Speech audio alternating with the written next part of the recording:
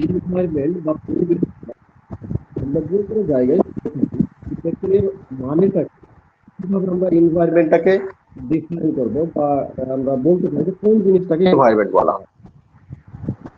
Environment is everything that is around us, অর্থাৎ আমাদের চারিপাশে গুলো রয়েছে প্রত্যেকটা জিনিসকেই একসাথে কি বলা হবে, এনভায়রনমেন্ট বলা হবে। accumulation of living and non-living things is called environment। অর্থাৎ আমাদের স্যার আওয়াজ চারিপাশে যে আসছে সমস্ত না। থিংস এবং নন লিভিং থিংস বা বায়োটিক স্যার আওয়াজটা ক্লিয়ার আসছে না, একটু ম্যাগ এটা দেখেন। আওয়াজটা ক্লিয়ার আসে না স্যার।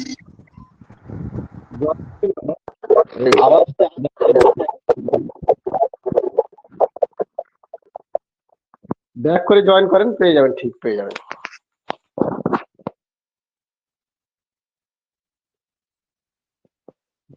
তো living things and non living things তাদের একত্রিতভাবে আমাদের যে আশেপাশে যতগুলো জিনিস রয়েছে সবকে একসাথে কি বলা হবে, এনভায়রনমেন্ট বলা হবে বা পরিবেশ বলা হবে। তাহলে এই এনভায়রনমেন্টের আমরা কি পড়লাম যে living things and non living things. তাহলে লিভিং থিংস কাকে বলবো আর নন লিভিং থিংস কাকে বলবো, এটা একটা বিষয়। লিভিং থিংস বলা হয় যে সমস্ত পদার্থ অর্থাৎ জিনিসের বা থিংসের কি রয়েছে, জীবন রয়েছে বা লাইফ রয়েছে, তাকে বলা হয় লিভিং থিংস। অর্থাৎ যে সমস্ত থিংসের বা জিনিসের কি রয়েছে, জীবন রয়েছে, তাকে বলা হবে লিভিং থিংস। যেমন উদাহরণ গাছপালা, মানুষ, পশু পাখি, এরকম বিভিন্ন ধরনের যত অ্যানিমেলস রয়েছে, ইনসেক্ট, সবগুলোকে কি বলা হবে, লিভিং থিংস। আবার নন লিভিং থিংস কাকে বলা হবে, তার অপোজিট কে বলা হবে নন লিভিং থিংস। অপোজিট মানে বিপরীত। সেটা হচ্ছে কি, যে সমস্ত পদার্থ বা থিংসের জীবন নেই তাদেরকে বলা হবে নন লিভিং থিংস। যেমন মাটি, বাতাস, জল, এটসেট্রা এটসেট্রা। তাহলে এই সমস্ত জিনিসকে কি বলা হবে, নন লিভিং থিংস। আবার অন্যদিকে বায়োটিক অ্যান্ড অ্যাবায়োটিক। বায়োটিক কাকে বলা হবে, সেম যেমন আমরা লিভিং থিংস পড়লাম তেমনি বায়োটিক, অর্থাৎ যাদের জীবন রয়েছে তাদেরকে বলা হবে কি, বায়োটিক। আর যাদের জীবন নেই তাদের বলা হবে কি, অ্যাবায়োটিক। বায়োটিকের এক্সাম্পল যেমন গাছপালা, গাছটা যদি সে জীবিত অবস্থায় থাকে তখন তাকে বলা হবে বায়োটিক। যদি আবার সেই গাছটা মরে যায়, কাঠ তৈরি হয়ে যায়, তাহলে সেটাকে আবার কি বলবো আমরা, অ্যাবায়োটিক বলা হবে। যেমন জানালা দরজা বা ফার্নিচার যত আছে সবগুলো কি বলা হবে, অ্যাবায়োটিক। তাহলে আমরা কি পেলাম, পরিবেশ তৈরি হয় আমাদের চারিপাশে বায়োটিক অ্যান্ড অ্যাবায়োটিক যে এনভায়রনমেন্ট রয়েছে বা থিংস রয়েছে সবগুলোকে একসাথে বলা হবে কি, পরিবেশ। অর্থাৎ যে মানুষটি যেখানে রয়েছে তার চারিপাশের যে সমস্ত জিনিস রয়েছে সেটাকে তার পরিবেশ বলা হয়। তাহলে পরিবেশ এক জায়গা থেকে আরেক জায়গায় কি হতে পারে, আলাদা হতে পারে বা চেঞ্জ হতে পারে। পরিবেশ সব জায়গায় সেম নাও হতে পারে। অর্থাৎ যে মানুষটি যেখানে রয়েছে সেখানকার সেই রকম পরিবেশ। যেমন আমরা বলতে পারি ডেজার্ট বা মরুভূমি। তাহলে মরুভূমির যে পরিবেশ আর প্লেনের পরিবেশ, প্লেন এরিয়া বা সমতল ভূমির পরিবেশ, যেখানে বৃষ্টিপাত সাধারণত 150 সেমি থেকে 200 সেমি হয়, সেই সমস্ত পরিবেশ। তাহলে এই দুটি পরিবেশের মধ্যে কিন্তু পার্থক্য রয়েছে। কি পার্থক্য, ডেজার্টে আমরা বৃষ্টিপাত সাধারণত অত্যন্ত কম পরিমাণে পাবো, যেমন 25 সেমির নিচে পাবো আমরা সারা বছরে। অ্যানুয়াল রেনফল যে হবে সেই রেনফলটা হবে কত, 25 সেমির নিচে। আবার প্লেন এরিয়া যেগুলো, যেখানে বৃষ্টিপাত সাধারণত নর্মালি হয়, সেখানে আমরা 50 অ্যাবাভ 50 পাবো। সেই সমস্ত জায়গাগুলিতে সাধারণত সবুজ ঘাসে ঘেরা থাকবে, গাছপালা বড় বড় হবে, এই ধরনের হবে। তাহলে দুটি পরিবেশের মধ্যে আমরা কি পেলাম, ডিফারেন্স পেয়ে গেলাম। তাহলে সেই জন্য বললাম যে পরিবেশ আলাদা আলাদা হতে পারে, যেখানকার যেটা পরিবেশ সেই পরিবেশ সেইটি লোকের।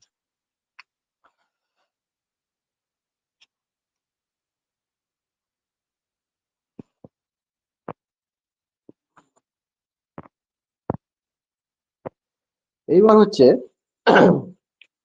কিছু ফরেস্ট রিলেটেড আমাদের বক্তব্য। পৃথিবীতে ফরেস্ট 33% থাকা দরকার অ্যাকর্ডিং টু ইউএনডিপি। কত? 33% কি থাকতে হবে? ল্যান্ডকে ফরেস্ট থাকতে হবে। অর্থাৎ যে দেশটি যতই বড় হোক না কেন বা যতই ছোট হোক না কেন, তার 33% কি রাখতে হবে? ফরেস্ট এরিয়া রাখতে হবে।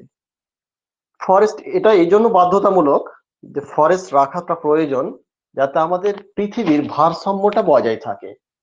এই ভারসাম্য বজায় থাকার মেন যেটা উপাদান সেটা হচ্ছে ফরেস্ট। এই ফরেস্টই আমাদের চাহিদা পূরণ করে থাকে, যেমন অক্সিজেন, তারপরে হচ্ছে টিম্বার বা কাঠ দিয়ে, বা বিভিন্ন রকমের ফল এবং পশু পাখিদের বাসস্থান দিয়ে। তাহলে এত কিছু জিনিস দিয়ে আমাদের কি করে থাকে? পরিবেশটাকে বাঁচিয়ে রাখে। এবং এই যে গ্লোবাল ওয়ার্মিং বা বিশ্ব উষ্ণায়ন, অর্থাৎ টেম্পারেচার বেড়ে যাওয়া, এই টেম্পারেচার বেড়ে যাওয়া এই সমস্ত কিছুকে কন্ট্রোল করে কে? ফরেস্ট। আর এই ফরেস্ট তাহলে প্রত্যেকটা দেশের কতটা প্রয়োজন? 33 মিনিমাম প্রয়োজন। সে বেশি রাখতে পারে, সেটা আলাদা ব্যাপার, কিন্তু মিনিমাম 33% রাখা প্রয়োজন। এবার এই ফরেস্ট গুলোকে কিন্তু কি করা হয়? তাদের সার্ভে করা হয়। যেমন মানুষকে সার্ভে করা হয়, সেন্সাস, সেই রকমই গাছেরও সার্ভে করা হয় বা গাছেরও হিসেব রাখা হয়, যে কোন দেশে কতগুলো গাছ রয়েছে। বা যেমন ভারতবর্ষেরই বলা হয়, ভারতবর্ষে কতগুলো গাছ রয়েছে, তাদের একটা ডেটা রাখা হয়। কোনগুলো সোশ্যাল ফরেস্ট্রি, কতটা রয়েছে ফরেস্ট, কতটা এরিয়াতে রয়েছে, কোন রাজ্যে রয়েছে কতটা, কোন জেলাতে রয়েছে কতটা, সমস্ত কিছু কিন্তু পুঙ্খানুপুঙ্খ ভাবে কি করা হয়? হিসেব রাখা হয়। সেটা টেরেস্ট্রিয়াল ভাবে হয়, আবার স্যাটেলাইট বেসেও মাপা হয়। স্যাটেলাইট দিয়েও দেখা হয়, আবার সরজমিনে নেমেও সেটাকে সার্ভে করা হয়। দুই রকম ভাবেই করা হয়। তবে এই কালেকশন, এই ডেটাটাকে কে কালেকশন করে? এই ডেটাটাকে সাধারণত কালেকশন করে আমাদেরই দেশের সংস্থা, যেটা হচ্ছে কি survey of India, forest survey of India. এই ফরেস্ট সার্ভে অফ ইন্ডিয়া এরা সার্ভে করে, আবার এরা কি করে? ম্যাপ তৈরি করে, এবং সেই ম্যাপগুলোকে এবং ডেটাগুলোকে তারা কি করে? পাবলিশ করে তাদের ওয়েবসাইটে। আর এটি তৈরি হয়েছিল 1981 তাহলে যদি বলা হয় যে ভারতবর্ষের ফরেস্ট যে রয়েছে তার ডেটাগুলো বা তার ইনফরমেশন গুলো কোন সংস্থার দ্বারা প্রস্তুত করা হয়, তাহলে কি বলবো আমরা? Survey of forest survey of India. বা আবার ফুল ফর্ম দিয়ে দিল, এফএসআই এর ফুল ফর্ম কি, বা এফএসআই কবে এস্টাবলিশড হয়েছে সেটাও বলতে পারে। এবার এই ফরেস্ট্রি এগুলো কার আন্ডারে কাজ করে? এরা কিন্তু মিনিস্ট্রি রয়েছে, বা আমাদের যে মন্ত্রী রয়েছে সেন্ট্রাল গভর্নমেন্টের, সেই সেন্ট্রাল গভর্নমেন্ট মন্ত্রী, কোন মন্ত্রীটা এর দেখাশোনা করবে বা কার আন্ডারে রয়েছে? সেটা হচ্ছে কি ministry of environment and forest. এদের এদের কি হবে? আন্ডারে কাজ হবে বা দেখাশোনা হবে যাবতীয় কাজ, সেটা রক্ষণাবেক্ষণ হোক বা ডেটা পাবলিশ হোক, বা যে সমস্ত কাজ হবে সেটা কিন্তু কি করা হবে? এই মিনিস্ট্রির মাধ্যমেই করা হবে।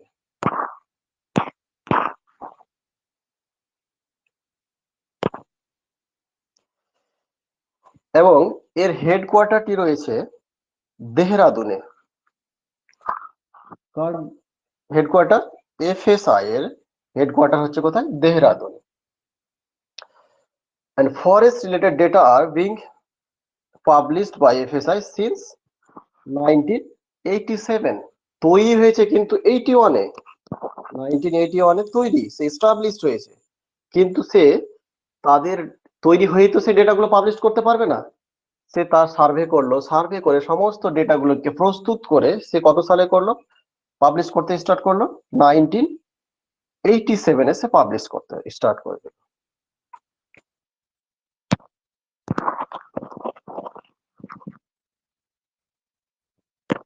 India's forest policy implemented by 1952। এবারে যে ফরেস্ট রয়েছে, ফরেস্ট কিন্তু আগে আগে মানুষ কি ভাবতো যে ফরেস্ট মানে ঈশ্বরের দান বা আল্লাহর দান। এই ফরেস্ট গুলো আল্লাহ দান করেছে এবং সেগুলো আমরা আমাদের মতো করে ব্যবহার করব। ঠিক আছে, আল্লাহ দান করেছে, কিন্তু তাদেরও একটা সীমা রয়েছে, তাদের একটা ব্যবহারের একটা নির্দিষ্ট পদ্ধতি রয়েছে। তো সেই পদ্ধতিগুলোকে উল্লঙ্ঘন করে মানুষ কি করতো, যার যত ইচ্ছা সে কেটে নিচ্ছিল। কেউ গাছ কেটে নিল, সেখানকার পশু পাখিগুলো মেরে দিল, শিকার করে নিয়ে চলে আসলো।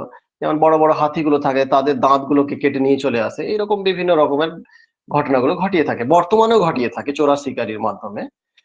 বাঘের চামড়া উঠে নিয়ে চলে আসে, ডিয়ার বা এদের হরিণের চামড়াগুলোকে নিয়ে চলে আসে, তাদের শিং নিয়ে চলে আসে, এগুলোকে বিভিন্ন মার্কেটে বিক্রি করে, প্রচুর পয়সা ইনকাম করে। এবার আনসাইন্টিফিক্যালি কি করা হয়, ফরেস্ট গুলোকেও ছেদন করা হয় বা কেটে নেওয়া হয়।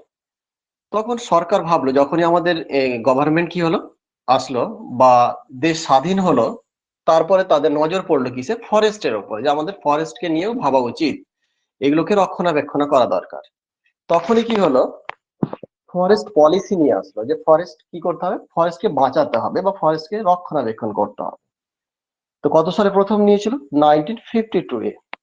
According to the National Forest Policy 1952, it is essential 33%, অর্থাৎ কত প্রয়োজন, 33% প্রয়োজন। টোটাল আমাদের যত জিওগ্রাফিক্যাল এরিয়া রয়েছে, সেই জিওগ্রাফিক্যাল এরিয়াটাকে যদি 100% ধরা হয়, তার 33% কি করা হবে, ফরেস্ট রাখতেই হবে, আমাদের চেষ্টা করতে হবে, এটা হচ্ছে ব্যাপার। According to forest policy, 60% mountain area, mountain যেখানে রয়েছে অর্থাৎ পাহাড় পর্বত রয়েছে, সেই পর্বতগুলোতে কত পার্সেন্ট রাখতে হবে, 60% রাখতেই হবে। যেহেতু মাউন্টেনের ব্যবহার কম, মাউন্টেনে আমরা যেমন বাড়ি ঘর এই সমস্ত সেটেলমেন্ট গুলো করতে পারি না বা চাষাবাদ করতে পারি না, সেই জন্য সেই পার্সেন্টেজটা সেখানে বেশি রাখা হয়েছে, যে ওখানে 60% রাখতে হবে। এন্ড 25% প্লেন এরিয়া, অর্থাৎ যে প্লেন এরিয়া বা সমতল ভূমি রয়েছে, সেই সমতল ভূমিতে অ্যাটলিস্ট 25% কি করতে হবে, ফরেস্ট রাখতে হবে, তাহলে কি হবে, মেনটেন হয়ে যাবে। এবার এই ফরেস্ট কোন রাজ্যে কতটা রয়েছে তাদের একটু হিসেব নিকেশ। যেমন টোটাল ফরেস্ট যদি আমরা স্কোয়ার কিলোমিটারে বা এরিয়া হিসাবে যদি মাপি, তাহলে সবচাইতে বেশি ফরেস্ট রয়েছে মধ্যপ্রদেশে। তাহলে কোন রাজ্যে সবচাইতে বেশি ফরেস্ট রয়েছে, মধ্যপ্রদেশ। মধ্যপ্রদেশ হচ্ছে জঙ্গল রাজ্য বলা হয় তাকে। এখানে 77,522 স্কোয়ার কিলোমিটারে কি রয়েছে, ফরেস্ট রয়েছে। তারপর সেকেন্ডে হচ্ছে Arunachal Pradesh, third Chhattisgarh, then Maharashtra and Orissa. এই হচ্ছে ওয়েস্ট 5 স্টেট, কিসের দিক দিয়ে, ফরেস্ট কভারের দিক দিয়ে, অ্যাকর্ডিং টু এরিয়া, এরিয়া অনুযায়ী, অর্থাৎ ক্ষেত্রফল অনুযায়ী কতটা পরিমাণ রয়েছে, কতটা জমিতে রয়েছে সেই অনুযায়ী। তাহলে পরীক্ষায় যদি আসে যে কোন রাজ্যে সবচাইতে বেশি পরিমাণে ফরেস্ট কভার রয়েছে বা এরিয়া হিসাবে কোন রাজ্যে সবচেয়ে বেশি রয়েছে, তাহলে মধ্যপ্রদেশ আমরা চোখ বন্ধ করে দিতে পারি। এবং যদি এই এই চিত্রটাই চলে আসে যে সাজিয়ে লিখো অ্যাকর্ডিং টু ফরেস্ট কভার, বড় থেকে ছোট, অর্থাৎ আহ, বড় থেকে ছোট ভাবে সাজিয়ে লিখতে, তাহলে কি হবে, মধ্যপ্রদেশ আমরা ফার্স্ট লিখবো, দেন অরুণাচল প্রদেশ, ছত্তিশগড়, মহারাষ্ট্র, উড়িষ্যা।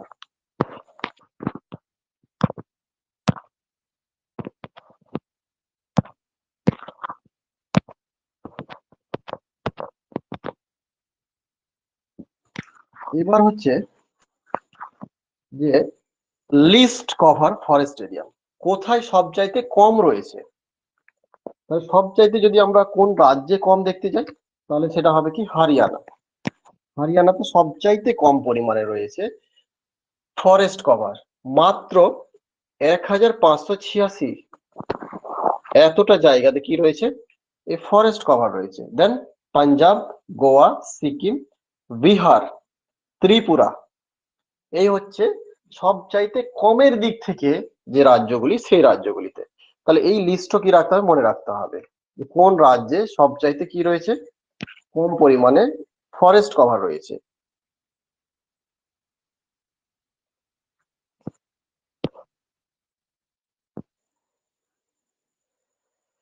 এবার যদি পার্সেন্টেজ অনুযায়ী বলে, অর্থাৎ কতটা পরিমাণ রয়েছে, পার্সেন্টেজ 100% যদি ধরা হয়, সেই 100% মধ্যে কত পার্সেন্ট এরিয়াতে রয়েছে।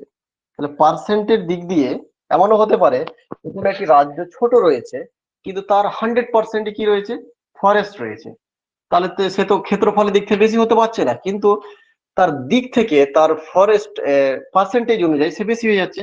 তো সেই পার্সেন্টেজ ওয়াইজে মিজোরামে সবচাইতে বেশি পরিমাণ রয়েছে, 90.38% রয়েছে কোথায়, মিজোরামে।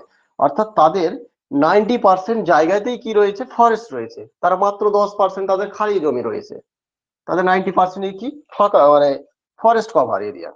দেন লাক্ষাদ্বীপ, অর্থাৎ আমাদের যে অ্যারাবিয়ান সিতে যে আমাদের আইল্যান্ড রয়েছে বা দ্বীপ রয়েছে, সেই দ্বীপটার নাম তো আমরা যে এর আগের দিন পড়েছি লাক্ষাদ্বীপ। এই লাক্ষাদ্বীপেই হচ্ছে কি সেকেন্ড, তারপরে আন্দামান নিকোবর, দেন অরুণাচল প্রদেশ অ্যান্ড নাগাল্যান্ড।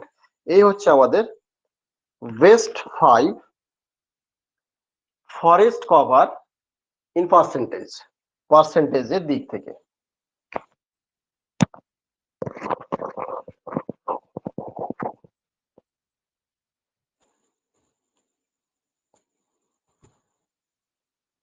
এবার হচ্ছে কি যে কোন কোন রাজ্যগুলোতে পার্সেন্টেজের দিক থেকে সবচাইতে কম। যেমন আমরা এর আগে পেয়েছিলাম যে এরিয়ার দিক থেকে কম এবং এরিয়ার দিক থেকে বেশি, এবার হচ্ছে পার্সেন্টেজ দিক থেকে বেশি এবং কম। সবচাইতে বেশি, সবচাইতে কম পার্সেন্টেজ রয়েছে আবার সেই পাঞ্জাব, এর আগে ছিল কি হরিয়ানাতে। কিন্তু পার্সেন্টেজের দিক থেকে পাঞ্জাবে কিন্তু সবচাইতে কম, আর হরিয়ানা হচ্ছে কি সেকেন্ড, তারপরে রাজস্থান, উত্তরপ্রদেশ, বিহার অ্যান্ড গুজরাট। এই হচ্ছে আমাদের সবচাইতে কম যে পার্সেন্টেজ ফরেস্ট কভার রয়েছে সেই রাজ্যগুলি। সেখানকার পার্সেন্টেজ গুলো কিছুটা মনে রাখতে হবে আমাদের, যে কোনটাতে কত আছে। বিশেষ করে বিহারটাকে মনে রাখতে হবে এবং যে সবচাইতে লাস্ট রয়েছে তাকে মনে রাখতে হবে।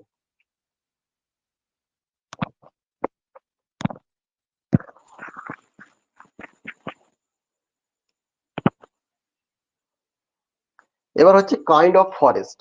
ফরেস্ট গুলোকে আবার বিভিন্ন রকমের নাম দেওয়া হয়ে থাকে, যে কোন ফরেস্টটা কি ফরেস্ট নামে পরিচিত।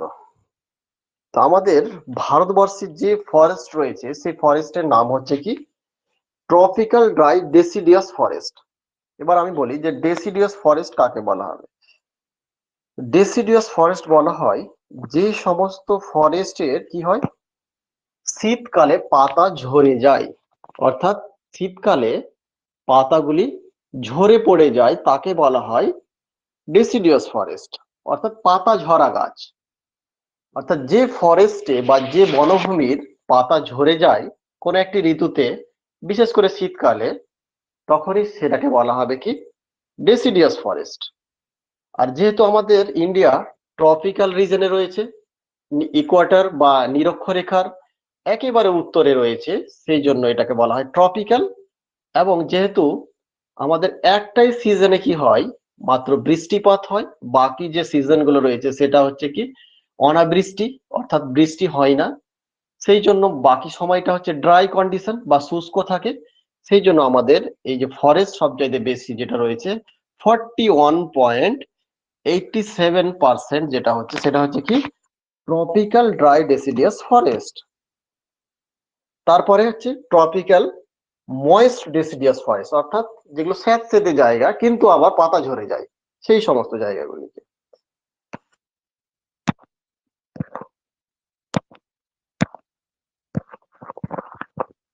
এবার আরেকটা বলে দিই যে এভারগ্রিন ফরেস্ট কাকে বলা হয়।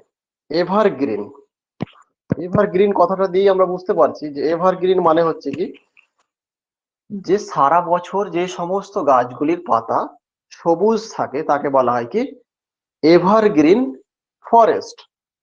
অর্থাৎ যেখানে বৃষ্টি বা জলের পরিমাণ বেশি থাকে যে সমস্ত জায়গাগুলিতে, সেখানে কি হবে, গাছগুলি সবুজ থাকে, চির সবুজ থাকে। তো সেই সমস্ত জায়গাকেই বলা হয় কি এভারগ্রিন।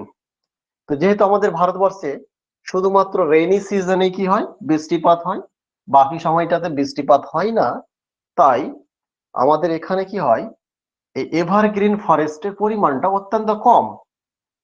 কিন্তু নেই আবার নয়, আছে। কোথায় আছে? যে সমস্ত জায়গাগুলিতে বৃষ্টিপাত হয়, যেমন আন্দামান। আন্দামানে আমাদের সারা বছরই বৃষ্টি হয়, যেহেতু নিরক্ষরেখা এবং চারিপাশে সমুদ্র রয়েছে, তাই সারা বছরই কি হয়, ওখানে পরিচলন বৃষ্টিপাত হয়ে থাকে। অর্থাৎ বিকেল 4টার সময় কি হয়, প্রতিদিন বৃষ্টিপাত হয়, মানে হবেই আর কি, 2টোর পরে বৃষ্টিপাত হবেই।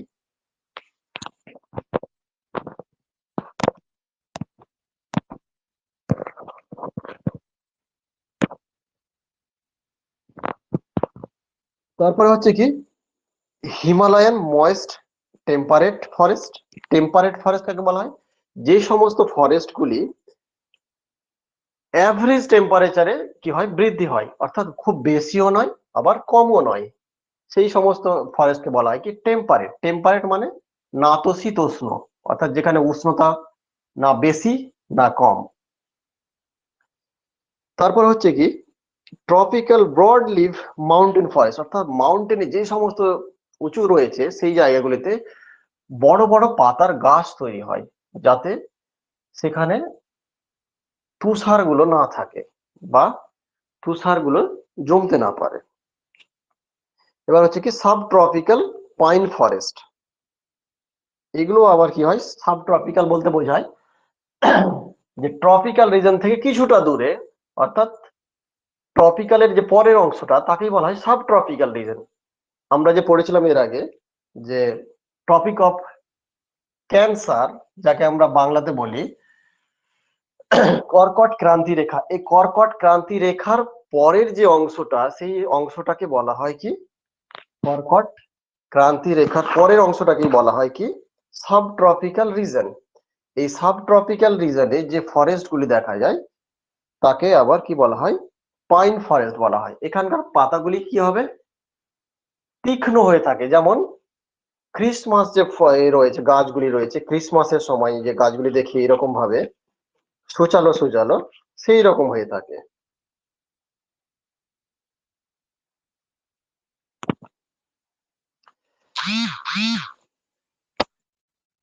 এবং হচ্ছে কি ওয়াইল্ড লাইফ। এতক্ষণ তো পড়লাম ফরেস্ট, ফরেস্টের কিছু যে আমাদের ইম্পর্টেন্ট জিনিস, সেটা হচ্ছে কি ওয়াইল্ড লাইফ। এর আগেও পড়েছি আমরা যে ইন্ডিয়া যে টোটাল এরিয়া রয়েছে, পৃথিবী যদি 100% হয়, তাহলে এই পৃথিবীর 100%-এর মধ্যে 2.4% হচ্ছে ইন্ডিয়ার জায়গা। এবার এই 2.4%-এর জায়গার মধ্যে আমাদের ভারতবর্ষে 5% কি থাকে, হ্যাবিটেট রয়েছে, অর্থাৎ বসবাসের যে যোগ্য যতগুলো প্রাণী রয়েছে সেটা 5% থাকে। সেখানে বিভিন্ন রকমের স্পাইসিস থাকে। এই স্পেসিস বলতে বোঝায় যে যত ধরনের প্রাণী বা ইনসেক্ট সবগুলোকেই বলা হয় কি স্পেসিস। তো প্লান্ট স্পেসিস রয়েছে প্রায় 15,000 এবং অ্যানিমাল যে স্পেসিস রয়েছে সেটা হচ্ছে 75,000। এবং আমাদের এটা হচ্ছে 2017-এর ডেটা, 17 অনুযায়ী আমাদের 102টি রয়েছে কি ন্যাশনাল পার্ক এবং 515টি রয়েছে কি ওয়াইল্ড লাইফ স্যাংচুরি, এগুলি রয়েছে। এবার এই ওয়াইল্ড লাইফ স্যাংচুরি বা বায়োস্ফিয়ার, এগুলো জিনিসগুলো কি, কেন রাখা হয়, সেগুলো কিছুটা পড়ে নেব। বায়োস্ফিয়ার কাকে বলা হয়? বায়োস্ফিয়ার বলা হয় যে কোনো একটি মাল্টিপারপাস রিজার্ভ এরিয়া যেখানে কোনো জেনেটিক ডাইভার্সিটিকে কি করা হয়, প্রিজার্ভ করা হয়, কনজার্ভ করা হয়, সেই এরিয়াটাকেই বলা হচ্ছে কি বায়োস্ফিয়ার। অর্থাৎ কোনো multipurpose reserve area which maintain genetic diversity representative sample ecosystems is called biosphere. এটার মেইন যেটা কাজ হচ্ছে কি যে ওখানকার যতগুলো ডাইভার্সিটি মানে বিভিন্ন প্রাণীর সমাবেশকেই বলা হয় ডাইভার্সিটি। এই ডাইভার্সিটিটাকে বাঁচিয়ে রাখাটাই হচ্ছে কি বায়োস্ফিয়ারের কাজ।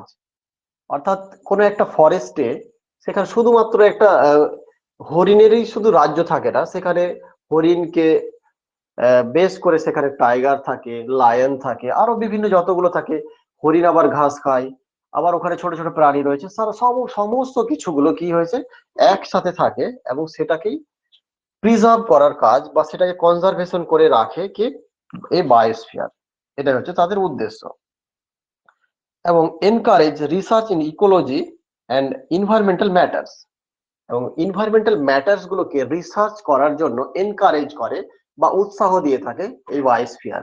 মানে সেখানে সেই বিষয়গুলির উপরে রিসার্চ করতে কি করে, এনকারেজ করে থাকে, যাতে সেই সমস্ত প্রাণীগুলি বা সেই সমস্ত স্পেসিস গুলির উপরে রিসার্চ হয়। সেটা আমরা বিশেষ করে বোটানি বা জুলজি যে সমস্ত বিষয়গুলি রয়েছে তারা এই সমস্ত জিনিসগুলোর উপরে কি করে রিসার্চ করে থাকে। তারপর হচ্ছে কি provide facilities for education and awareness training, এবং তারা কি করে থাকে এডুকেশন দিয়ে থাকে এবং অ্যাওয়ারনেস দিয়ে থাকে যে কোন প্রাণীগুলোকে বাঁচিয়ে রাখতে হবে, তাদের কেন বাঁচিয়ে রাখবো বা প্রাণীগুলো কেন দরকার আমাদের সমাজে বা এই ফরেস্টের কেন প্রয়োজন, সমস্ত কিছু অ্যাওয়ারনেস গুলোকে কি করে মেনটেন করে থাকে এই ওয়াইল্ড লাইফ বায়োস্ফিয়ারের মাধ্যমে, বায়োস্ফিয়ার প্রিজার্ভের মাধ্যমে বা কনজারভেশনের মাধ্যমে। এবার হচ্ছে wild life sanctuary and national park. এগুলো এই দুটি শব্দগুলি কিন্তু সেম, কিন্তু এদের কিছুটা অর্থ ভিন্ন রয়েছে।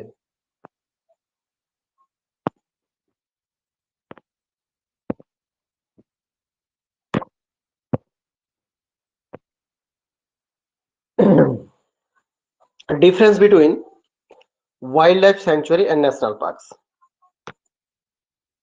Human activities are permitted in wildlife sanctuary, whereas completely restricted in national park. অর্থাৎ ন্যাশনাল পার্কের মধ্যে কোনো হিউম্যান অ্যাক্টিভিটি করা যাবে না। যদি সেটা ন্যাশনাল পার্ক নামে পরিচিত হয় তাহলে সেখানে মানুষ কোনো অ্যাক্টিভিটি করতে পারবে না। অর্থাৎ সেখানে ফরেস্টের ভিতরে কোনো চাষাবাদ বা পশুপালন বা সেখানে গিয়ে কাঠ কুড়িয়ে নিয়ে আসবে, এই সমস্ত কাজগুলি তারা করতে পারবে না। সেখানে পুরোটাই রেস্ট্রিকশন থাকবে, সেই কাজগুলি একেবারে করা চলবে না। কিন্তু যদি ওয়াইল্ড লাইফ স্যাংচুয়ারি হয় সেখানে কিন্তু মানুষ কি করতে পারে, যেতে পারে, সেখানে পারমিট থাকে যে হ্যাঁ আপনারা যান, ভিতরে পশুপালন করতে পারবেন, যেতে পারবেন। অর্থাৎ নিজেদের যে পশুগুলো রয়েছে সেগুলোকে নিয়ে সেখানে চড়িয়ে নিয়ে আসে বা ঘাস খাইয়ে নিয়ে আসতে পারে, এরকম ব্যাপার থাকতে পারে। কিন্তু একেবারে কমপ্লিটলি রেস্ট্রিকশন থাকবে কোথায়, ন্যাশনাল পার্কে। Hunting prohibited without permissions in a sanctuary, কিন্তু স্যাংচুয়ারিতে যেটা হচ্ছে হান্টিং করতে পারে না। হান্টিং মানে পশু শিকার একেবারে করা যাবে না, কোনো জায়গাতেই করা যাবে না। সেটা এতে হোক, ন্যাশনাল পার্ক হোক বা ওয়াইল্ড লাইফ স্যাংচুয়ারি হোক, পশু শিকার করা যাবে না। কিন্তু সেখানে যাওয়া যাবে, অর্থাৎ বাকি যে কাজগুলো করা যাবে, নিজেদের যেগুলো রয়েছে পশু রয়েছে সেগুলোকে নিয়ে গিয়ে চাষ করা হবে বা পশুপালন করা যাবে, এটুকু করা যেতে পারে। হান্টিং অ্যান্ড গ্রেজিং আর totally prohibited in the national park. তাহলে এখানে দুটোই কাজ কিন্তু প্রোহিবিটেড থাকছে, মানে নিষিদ্ধ থাকছে। কোথায়, ন্যাশনাল পার্কে। এখানে হান্টিংও করা যাবে না, আবার গ্রেজিংও করা যাবে না। গ্রেজিং বলতে বোঝায় পশুচারণ, অর্থাৎ নিজেরই কারো আছে একদল ছাগল রয়েছে বা ভেড়া রয়েছে, সেটাকে নিয়ে গিয়ে ভাবলো যে আমি ফরেস্টের ভিতরে জঙ্গলে ঘাস খাইয়ে নিয়ে আসবো, সেটাও করা যাবে না। কোথায়, ন্যাশনাল পার্কে। কিছু ইম্পর্টেন্ট ন্যাশনাল পার্কের ছবি দেওয়া আছে এখানে, সেগুলো পড়তে হবে, দাগ দেওয়া আছে কিছু কিছুতে। যেমন আন্দামানে রয়েছে মহাত্মা গান্ধী মেরিন, তারপর হচ্ছে স্যাডেল পিক। এইরকম যে দাগ দেওয়া আছে সেই দাগ দেওয়া গুলোকে একটু বেশি ভালোভাবে পড়বেন, বাকিগুলো তো পড়বেনই, কিন্তু যেগুলো দাগ দেওয়া আছে সেগুলো একটু ভালোভাবে পড়বেন। বাদিপুর কোথায় রয়েছে, কুদরমুখ কোথায় রয়েছে, সাইলেন্ট ভ্যালি, এই সবগুলো পড়তে হবে। বিহারে যেমন বাল্মীকি রয়েছে, এই বাল্মীকি এইটাকে সব পড়তে হবে।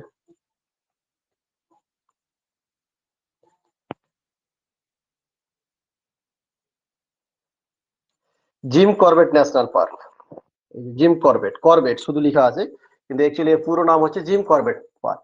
এটাই হচ্ছে ভারতবর্ষের সর্বপ্রথম পার্ক, যেখানটা যেখানে প্রথম কি করা হয়েছে, নাম দেওয়া হয়েছে ন্যাশনাল পার্ক হিসাবে, সেটা হচ্ছে কি করবেট ন্যাশনাল পার্ক।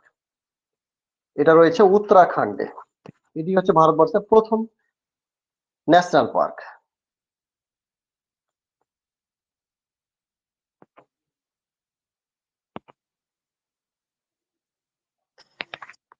কিছু বার্ড স্যাংচুয়ারি রয়েছে, যেমন আমরা একজন ব্যক্তির নাম জানি, অবশ্যই অনেকেই জানে হয়তো, সেলিম আলী, বিখ্যাত একজন বার্ড স্পেশালিস্ট, অর্থাৎ বার্ডের উপরে বিশেষজ্ঞ। বার্ডকে নিয়ে বিভিন্ন বইও লিখেছেন তিনি, যাকে বলা হয় bird man of India, Salim Ali. তো এই বার্ড স্যাংচুয়ারি রয়েছে যেখানে বিভিন্ন জায়গা থেকে বার্ডের বা পাখির সমাবেশ হয়, এবং প্রচুর পরিমাণে পাখি সেখানে কি থাকে, বসবাস করে। এই ধরনের কিছু স্যাংচুয়ারি রয়েছে আমাদের ইন্ডিয়াতে, যেমন ভারতপুর অত্যন্ত ফেমাস একটি বার্ড স্যাংচুয়ারি, রাজস্থানে অবস্থিত, যেটাকে ঘানা বার্ড স্যাংচুয়ারি নামেও পরিচিত, বা ভারতপুরও লিখতে পারে এই ধরনের। মহীশূরে রয়েছে কি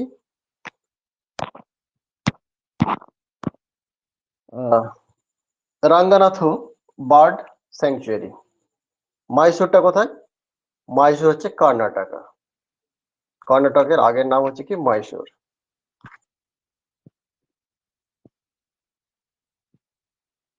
এবার এই ফরেস্ট নিয়ে কিছু মুভমেন্ট হয়েছে বা আন্দোলন হয়েছে, ফরেস্ট কেটে নেওয়ার জন্য বা ফরেস্টকে বাঁচানোর জন্য কিছু আন্দোলন হয়েছে, যে আন্দোলনগুলো সাধারণত বিভিন্ন পরীক্ষাতে এসে থাকে, যে এই আন্দোলনগুলো কোথায় ঘটেছে বা কিসের সাথে যুক্ত, বা এখানকার নেতা কে ছিল, কত সালে হয়েছে, এই ধরনের জিনিসগুলো। তার মধ্যে সবচাইতে ফেমাস যে ইনভায়রনমেন্ট সম্পর্কে আন্দোলন হয়ে থাকে সেটা হয়েছে কি চিপকো আন্দোলন। এই চিপকো আন্দোলনটা কেন চিপকো নামে পরিচিত, অর্থাৎ এই মুভমেন্টটা লঞ্চ হয়েছিল কোথায়? গোপেশ্বর ইন চামোলি ডিস্ট্রিক্ট, উত্তরাখণ্ড, 1973-তে। 1973-তে গোপেশ্বর চামোলি ডিস্ট্রিক্ট উত্তরাখণ্ডের এই জায়গাটিতে কি হতো, গাছ কেটে নিয়ে চলে যেত।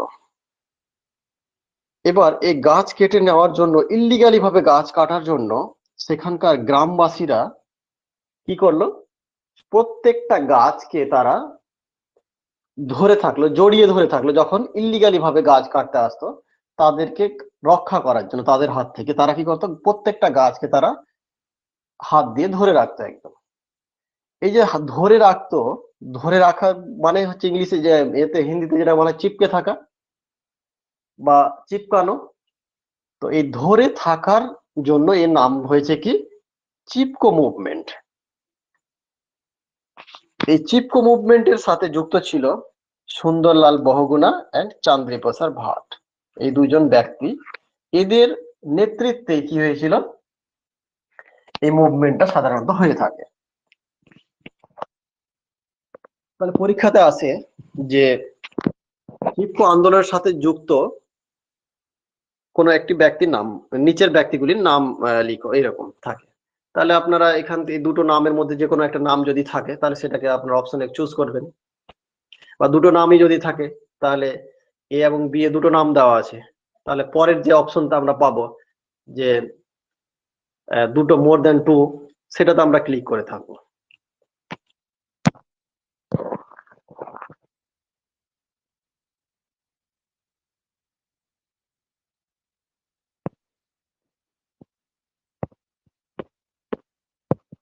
এবার নেক্সট হচ্ছে আপ্পিকো মুভমেন্ট। এই আপ্পিকো মুভমেন্টটা তার পরবর্তী সময়ে হয়ে থাকে কোথায়? পান্ডুরাগ হাগদের এর সাথে সহায়তায় কর্ণাটকে সাধারণত এই আন্দোলনটা হয়ে থাকে। এটা কিসের উদ্দেশ্য? এটারও উদ্দেশ্য হচ্ছে কি, যে প্রপার ওয়েতে কি করতে হবে, কনজার্ভ করতে হবে বা কনজারভেশন করতে হবে এই আপ্পিকর যে ফরেস্ট রয়েছে সেটাকে।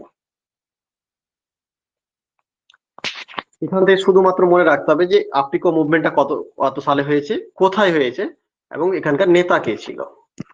এই তিনটা জিনিস মনে রাখবেন। সাইলেন্ট ভ্যালি, সাইলেন্ট ভ্যালিতে আগে পড়লাম। এই সাইলেন্ট ভ্যালি মুভমেন্টটা বা সাইলেন্ট ভ্যালিটা রয়েছে কোথায়? সাইলেন্ট ভ্যালিটা রয়েছে কেরালাতে। এখানে বিশাল কি রয়েছে, রিসার্চ রিচ ইন বায়োডাইভার্সিটি, অর্থাৎ প্রচুর পরিমাণে বায়োডাইভার্সিটি রয়েছে সেখানে, প্রাণী এবং গাছপালার বিশাল সমাবেশ রয়েছে।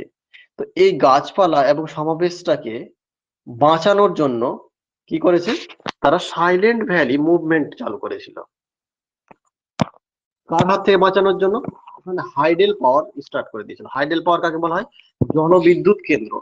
এই জলবিদ্যুৎ কেন্দ্রের জন্য প্রচুর পরিমাণে গাছ কাটা হচ্ছিল এবং সেই জায়গাগুলোকে, ফরেস্ট গুলোকে দখল করা হচ্ছিল। তো সেটার হাত থেকে বাঁচানোর জন্য সেখানকার জনতা কি করলো, মুভমেন্ট করলো যে আমরা এই ফরেস্টটাকে বাঁচাতে চাই। দিয়ে সেই মুভমেন্টের নাম হলো কি, সাইলেন্ট ভ্যালি মুভমেন্ট। এবার সবচাইতে যেটা আমাদের ইম্পর্টেন্ট এবার, সেটা হচ্ছে কি নর্মদা বাঁচাও আন্দোলন। এই নর্মদা বাঁচাও আন্দোলনের যিনি ফার্স্ট কারিগর সেটা হচ্ছে কি মেধা পাটেকার। এখানকার যে লিডার ছিল তার নাম হচ্ছে কি মেধা পাটেকার। এই নর্মদা রিভারটা কোথায় রয়েছে? এই নর্মদা রিভারটা রয়েছে আমাদের কর্ণাটক এবং কর্ণাটক বলছি, মহারাষ্ট্রের যে এরিয়া রয়েছে সেখানে কয়না ড্যাম রয়েছে, পড়েছিলাম না, সেই কয়না ড্যামের ওখানে। তো এখানে হাইডেল পাওয়ার যখনই কি করলো, প্রস্তুত করলো, হাইডেল পাওয়ার যখনই করা হবে তখন বিশাল এরিয়াকে সে কি করবে, ক্ষতিগ্রস্ত করবে। অর্থাৎ একদিকে বাঁধ তৈরি করা হবে এবং বাঁধের অপর প্রান্তে প্রচুর পরিমাণে জল কিন্তু কি করা হয়, বেঁধে রাখা হয় বা ধরে রাখা হয়। তো সেই জলটা যখন বেঁধে রাখা হবে তখন তার পার্শ্ববর্তী এরিয়াগুলো কি হবে, জলে প্লাবিত হয়ে যাবে। এবং জলে যখনই প্লাবিত হবে সেখানকার গাছপালা কি হবে, মরে যাবে আস্তে আস্তে। তো এটা দেখে তারা কি করলো, আন্দোলন শুরু করলো এবং তারা ভাবলো যে এখান থেকে যদি সেটাকে ডিসপ্লেস করা হয় বা সরিয়ে নেওয়া যায় তাহলে আমাদের এই ফরেস্ট বেঁচে যাবে। এবং সেই নর্মদা বাঁচাও আন্দোলনে যে প্রধান কারিগর ছিল বা নেতা ছিল তার নাম হচ্ছে কি মেধা পাটেকার।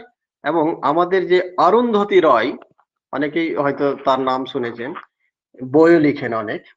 এই অরুন্ধতী রয়ও সেই মুভমেন্টে কি করেছিল, হাত মিলিয়েছিলেন।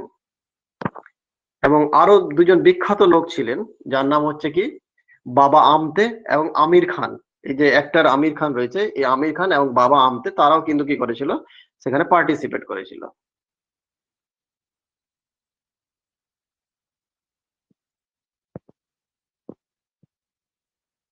এবার কিছু আমাদের অ্যাক্ট রয়েছে বা আইন তৈরি করা হয়েছে ভারতবর্ষের জন্য। সেটা হচ্ছে কি ইন্ডিয়ান ফরেস্ট অ্যাক্ট, যেটা ব্রিটিশ আমলে তৈরি করা হয়েছিল। সেটা হচ্ছে 1927 forest conservation act, 1980 then environmental protection act, wild life protection act, biological diversity act, water prevention, air prevention, noise pollution. এই যে অ্যাক্ট গুলো রয়েছে এই অ্যাক্ট গুলো প্রত্যেকটাই কিন্তু কি করতে হবে, পড়তে হবে। এগুলো পরীক্ষাতে সাধারণত চলে আসে।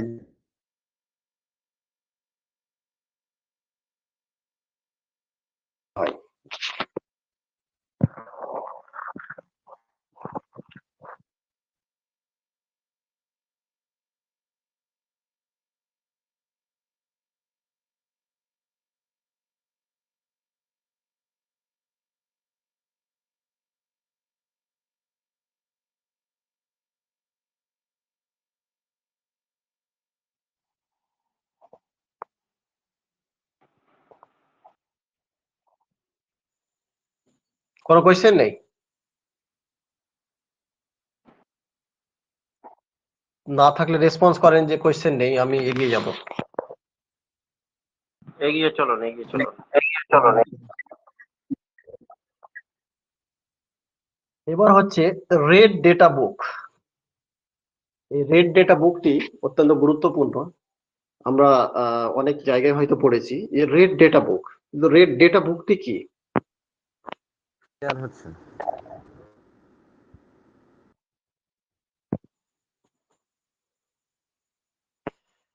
হ্যাঁ, রেড ডেটা বুকটি প্রস্তুত করা হয় ইউএনডিপি নামক যে সংস্থা রয়েছে, আমাদের বিশ্ব সংস্থা। এই ইউএনডিপি কি করে, আমাদের পৃথিবীর যে সমস্ত এন্ডেঞ্জার্ড স্পেসিস রয়েছে তাদের কি করা হয়, লিস্ট করা হয় বা তাদের ডেটাগুলিকে লিখা হয়। সেই বইটির নাম হচ্ছে কি রেড ডেটা বুক।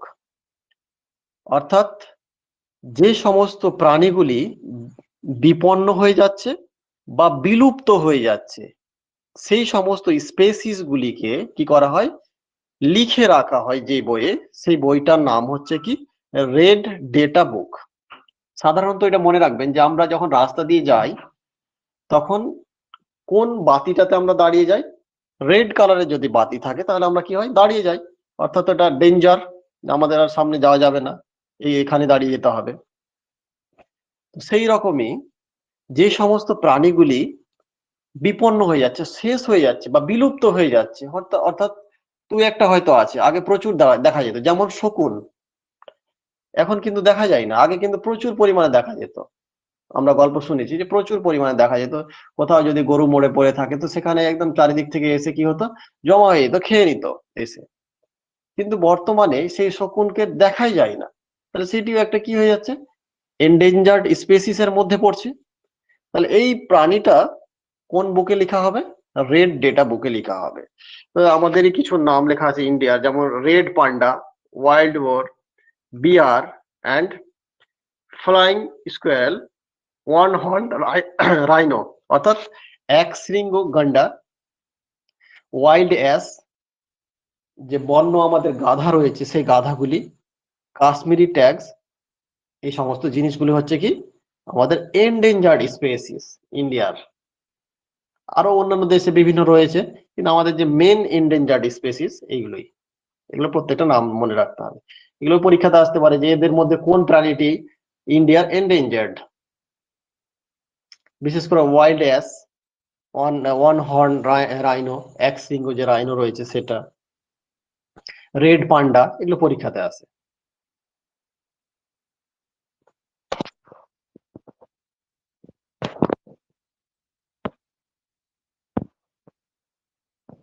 এবার এই এনভায়রনমেন্টের কিছু ক্ষতিকারক আমাদের বিষয় রয়েছে, মানে পলিউশন হয়ে থাকে। পলিউশন মানে দূষণ। আমাদের এই দূষণগুলি সাধারণত মানুষের দ্বারাই হয়ে থাকে। আমরা বিভিন্ন রকমের জিনিস ব্যবহার করে থাকি, যেমন বিভিন্ন ক্ষতিকারক গ্যাসীয় পদার্থ ইউজ করে থাকি। সেই গ্যাসীয় পদার্থগুলি বায়ুমণ্ডলে মিশে কি তৈরি হয়, অ্যাসিড রেন তৈরি করে থাকে। এবার এই অ্যাসিড রেনটা কি, যদি কেমিক্যালি রিয়াকশন করে থাকে কিসে, sulphur oxide and nitrogen oxide, এই দুটি যৌগ যদি বাতাস থেকে জলীয় বাষ্পে বা মেঘের সঞ্চারের মধ্যে মিশে যায়, গিয়ে তারপরে বৃষ্টি রূপে যদি ঝরে পড়ে, তখনই তাকে বলা হবে কি অ্যাসিড রেন। তাহলে অ্যাসিড রেনে কি কি থাকে, কোন কোন গ্যাস থাকে, sulphur oxide and nitrogen oxide. এই দুটো কিন্তু অত্যন্ত গুরুত্বপূর্ণ। পরীক্ষাতে আসে যে অ্যাসিড রেনে কোন গ্যাস থাকে, এর দুটোর মধ্যে অপশনে থাকতেই পারে। এবং এই অ্যাসিড রেন যদি রিলিজ হয় বা অ্যাসিড রেন যদি হয় বা এতে আমাদের ভূপৃষ্ঠে বা কোনো জায়গাতে, তাহলে কি ক্ষতি হতে পারে। এর ক্ষতি সাধারণত হয় স্টোন ক্যান্সার। অ্যাসিড রেনের মাধ্যমে কি হয়, স্টোন ক্যান্সার হয়ে থাকে। স্টোন ক্যান্সারটা কি, আমরা অনেক তো শুনেছি যে মানুষের ক্যান্সার হয় বা প্রাণীদের ক্যান্সার হয়, কিন্তু স্টোনের ক্যান্সারটা কি। ক্যান্সার মানে ক্ষত, ক্ষত বা ঘা। তেমনি যদি স্টোনের ক্ষত হয়ে যায় বা ঘা হয়ে যায় বা গর্ত হয়ে যায়, তখনই তাকে বলা হবে ক্যান্সার বা স্টোন ক্যান্সার। তো এই অ্যাসিড রেনের মাধ্যমেই কি হয়, স্টোন ক্ষয় হতে থাকে বা গর্ত হতে থাকে। সেটা কেমিক্যালি রিয়াকশনের মাধ্যমে কি হয়, গর্ত হতে থাকে। যার জ্বলন্ত উদাহরণ হচ্ছে তাজমহল। তাজমহল তৈরি হয়েছে কি মার্বেল দিয়ে তৈরি, মার্বেল পাথর দিয়ে। তো এই মার্বেল পাথরের উপরে যখন অ্যাসিড রেন হয়, তখন সেই মার্বেলটা কি হয়, ক্ষত হয়ে যায় বা হালকা হালকা গর্ত হয়ে যায়। এই জন্য যে তাজমহলের উজ্জ্বলতাটা, এই উজ্জ্বলতাটা কি হয়েছে, দিন দিন কমে যাচ্ছে, হালকা হালকা গর্ত দেখা দিচ্ছে। কিসের কারণে? অ্যাসিড রেনের কারণে। তার যে আশেপাশে যে এরিয়া রয়েছে, সেখানে কিন্তু অনেক ইন্ডাস্ট্রি তৈরি হতে শুরু করে দিয়েছে। এই ইন্ডাস্ট্রি থেকে sulphur oxide and nitrogen oxide দুটো রিলিজ হয় বা বেরিয়ে যায় এবং বায়ুমণ্ডলে মিশে যায়, এবং সেখানকার বাতাসে যখন এই দুটি যৌগ থাকে এবং বৃষ্টির মাধ্যমে আবার ঝরে পড়ে, তখনই কি হয়, স্টোন গুলোকে তারা ক্ষতি করে দেয়, দিয়ে তাজমহলের অনেক গর্ত দেখা যাচ্ছে। তাহলে পরীক্ষাতে যদি আসে যে তাজমহলের গায়ে গর্ত হওয়ার কারণ কি, তাহলে কারণ আমরা পেয়ে গেলাম অ্যাসিড রেন। আর যদি কোয়েশ্চেন আসে অ্যাসিড রেনের কোন যৌগের কারণে অ্যাসিড রেন হয়ে থাকে, সালফার অক্সাইড আর নাইট্রোজেন অক্সাইড, এই দুটির কারণে হয়ে থাকে। এবার হচ্ছে কি মিনামাটা ডিজিজ। মিনামাটা ডিজিজ কাকে বলা হয়? জাপানের একটি শহর মিনামাটা নামে পরিচিত। সেই মিনামাটা শহরে একটি পারদের কারখানা রয়েছিল, যাকে ইংলিশে বলা হয় মার্কারি। এই মার্কারিতে বা পারদ একটি পয়জন, এইগুলি তারা রিলিজ করে দিত কোথায়, যতগুলো ওয়েস্টেজ ম্যাটেরিয়াল ছিল সেই ম্যাটেরিয়াল গুলো তারা সমুদ্রে নিক্ষেপ করে দিত, অর্থাৎ সমুদ্রে তারা ফেলে দিত।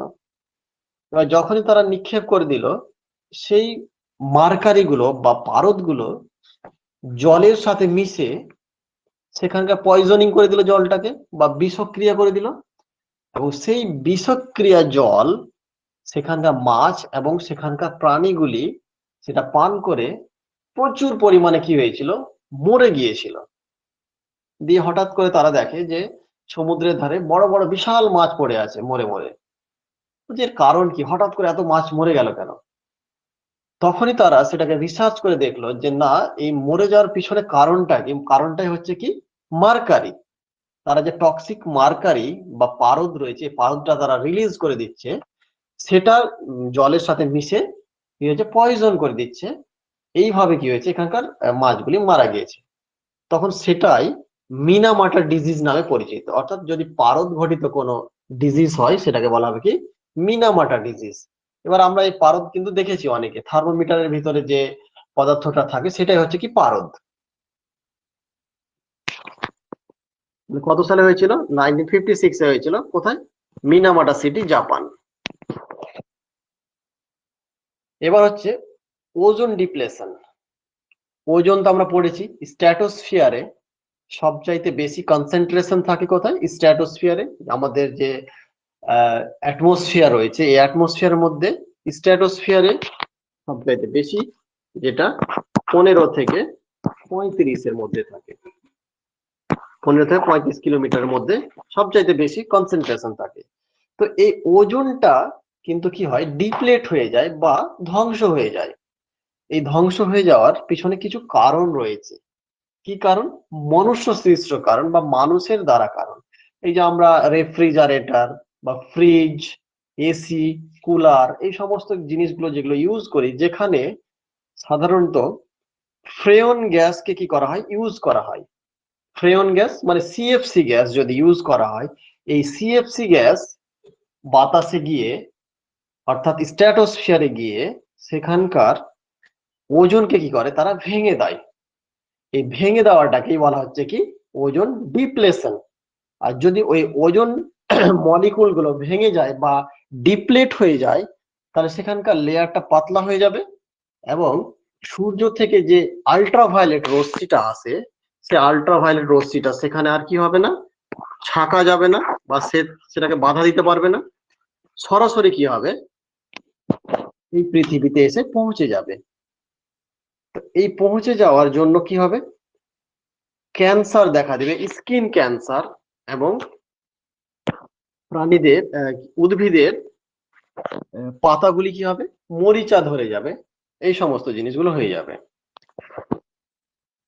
অর্থাৎ ওজন কি তৈরি হয়, ওজনের তিনটা কিন্তু অণু থাকে, O3 যাকে বলা হয়, তিনটি অক্সিজেন নিয়ে তৈরি হয় ওজন।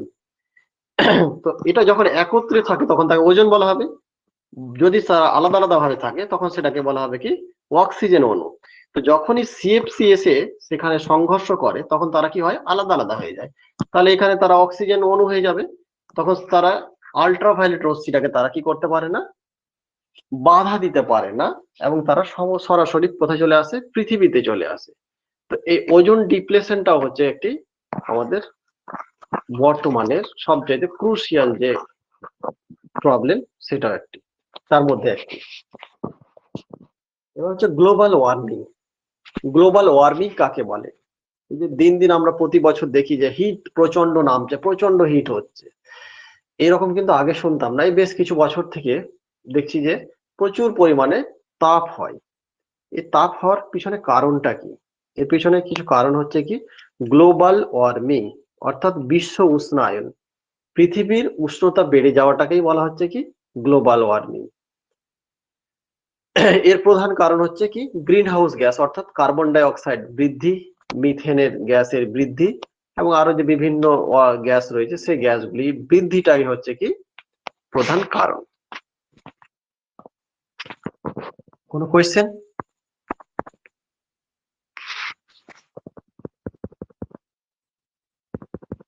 আজকে এই পড়ানোর মধ্যে থেকে কোনো কোয়েশ্চেন কারোর থাকে যদি তো জিজ্ঞেস করেন।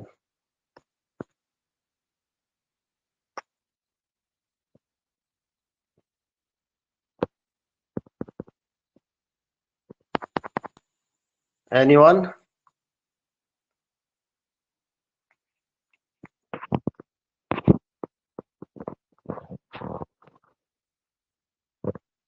কারো কোনো কোয়েশ্চেন নেই?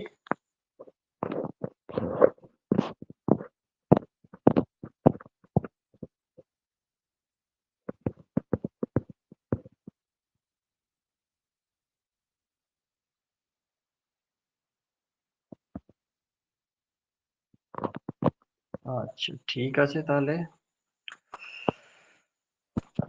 হ্যালো। হ্যাঁ বলেন। হ্যালো। হ্যাঁ শুনতে পাই। হ্যাঁ স্যার, বলছি এনভায়রনমেন্ট থেকে কত নম্বরের প্রশ্ন থাকবে স্যার? ওই রকম কোনো নির্দিষ্ট নাম্বার থাকবে না যে এনভায়রনমেন্ট থেকে কোয়েশ্চেন। এনভায়রনমেন্ট হচ্ছে জিওগ্রাফির একটা পার্ট। আচ্ছা আচ্ছা, মানে ওই যে ৮ করে থাকে যে ওই রকম সিস্টেম না এখানে, এনভায়রনমেন্ট থেকে আলাদা থাকবে সেটা না। এনভায়রনমেন্ট হচ্ছে জিওগ্রাফির একটি পার্ট, জি জি। সেখান থেকে একটা কোয়েশ্চেন চলে আসতে পারে, এটাই হচ্ছে ব্যাপার। আমাদের টপিক গুলো যেহেতু আমাদের এক্সাক্ট ওখানে বলা থাকে না, আর কোনো পরীক্ষাতে যদি সিলেবাস দেওয়া থাকে তাহলে তারা কিন্তু পুরো ফলো করে না, তারা সিলেবাসের বাইরে কোয়েশ্চেন দেবেই দেবে, এটা হচ্ছে ব্যাপার। প্রস্তুতি নিতে হবে যে আমাদের যেন প্রত্যেকটা কোয়েশ্চেনই যেন আমরা পারি, এটা হচ্ছে কোয়েশ্চেন। কিন্তু জটিল আসবে না, কিন্তু কোয়েশ্চেনটা জানা থাকতে হবে, এই হচ্ছে ব্যাপার। প্রচুর ডিপলি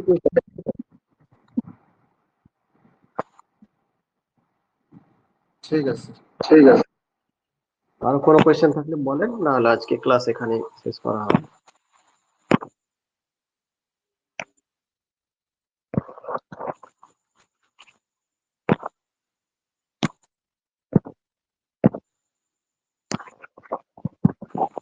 ঠিক আছে, কারো কোনো কোয়েশ্চেন নেই তবে?